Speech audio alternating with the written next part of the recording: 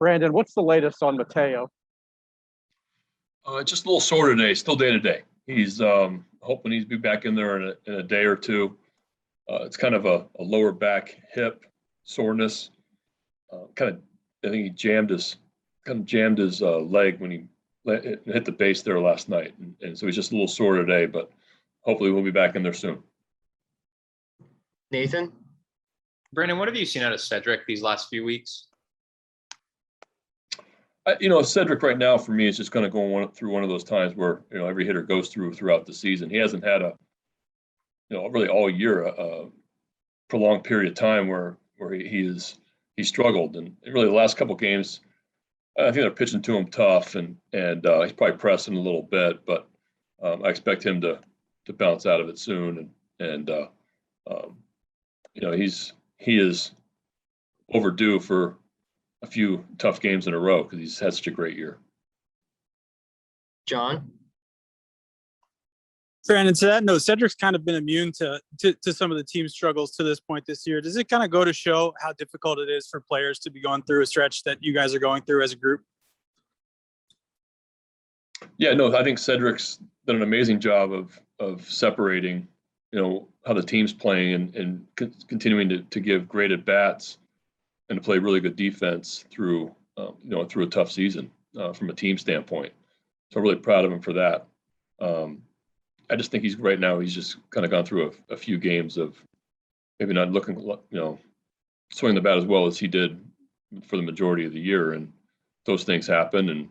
And he's, like I said, I don't think the team's success or failure is going to dictate his 5 at bats a night. And he's going to compete every single game, compete every single at bat. And I expect him to finish the season strong. Joe? Brandon, I know you're more than focused on your own team and what's going on with you guys, but just from the outside looking in, what's your reaction to what Shohei has been able to accomplish this season? Amazing. It's amazing what he can do. I don't think any of us have seen a player like him, as talented as he is.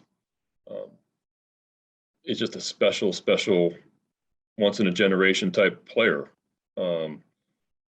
I've never seen a guy be able to throw 100 off the mound and with a 92-mile-an-hour split finger and then hit the ball 500 feet and hit chance to hit 45, 50 home runs this year. It's and then the speed that he has, also the strength, the power, the speed, what he can do on the mound. It's incredibly unique, and it's fun to watch him on TV.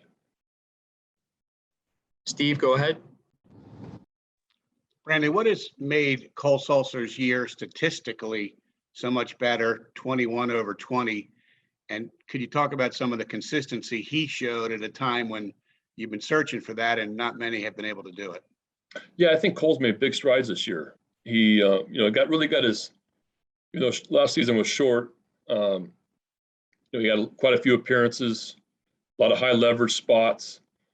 This year, he's, I think he's a little bit more comfortable in the big leagues. He's healthy too. Last year, he pitched really the last couple of weeks with that hurt foot. But this year, he's maintained health. He has improved his slider to help against right-handed hitters. He's always had the 93, 94-mile, good hopping fastball that he can kind of get up above the zone. And then that good change split that he has. I just think it's more consistent. And he had a tough time against right-handers last year just because he didn't really have the confidence in the slider. Now he's throwing the slider more, so you're seeing him be able to get right-handers and left-handers out. But he's a weapon against left-handed hitters because his numbers are so good because of that change split. And I just see a guy growing and getting more comfortable in the big leagues. Melanie? Brandon, I know that there's been a lot of discussion about your relationship with Joe Madden. Brian Snitker has had a lot to say as well. But when you look at where Mike Elias was with Houston and where their record was at one point to what they were able to build to, you look at what Joe Madden managed to what he's had now. Does that give you any sense of hope and that encouragement to give to the team, just to say, hey, look, other people have been exactly where we are right now? Well, I don't really talk about rebuild processes with the team. Kind of focus on developing individually right now, giving guys opportunity to play. Like I've talked a lot about, a lot of these guys, everybody in that room has a lot to play for, and everybody's got a different reason these last 35, 40 games. Some of these guys are trying to earn a spot for next year. Some of these guys are trying to stay on a 40-man roster. Some of these guys are just, getting a little longer look in the big leagues to see if they're big league players. But yeah, I talked to Joe quite a bit, throughout the year. I know what he went through. Snit went through a similar type of thing for a couple years in Atlanta. So, yeah, I'm very aware. I saw Chicago too, 12, 13, 14, we weren't very good. And then 15, we got good quick. But it's not fun to go through, but it's fun when you get through it and you look on the other side and remember the days when you had a lot of struggles and you watch your team and it's a really good team. So I'm looking forward to that day. Stan, go ahead. Brandon, how are you? Yes, Dan. It's kind of like the Winston Churchill quote, if you're going through hell, just keep on going. Just a question about, as the season's evolved, it's become apparent that you're planning to play Ryan much more at first and DH Trey. Is there sort of a thought there with what he went through that's good to get him off his feet more often? Yeah. Yep. One is I want to give Ryan as much experience as possible at first base.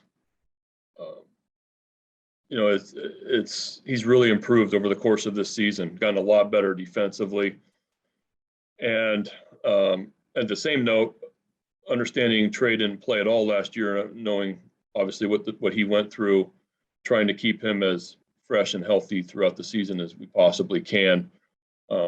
Trey took a foul ball off the calf the other day. So those 4 or 5 days where he was just going to DH and Ryan's there to play first base. But yeah, a little bit of combination of both, trying to monitor Trey throughout this season as well as giving Ryan, more innings out on defense.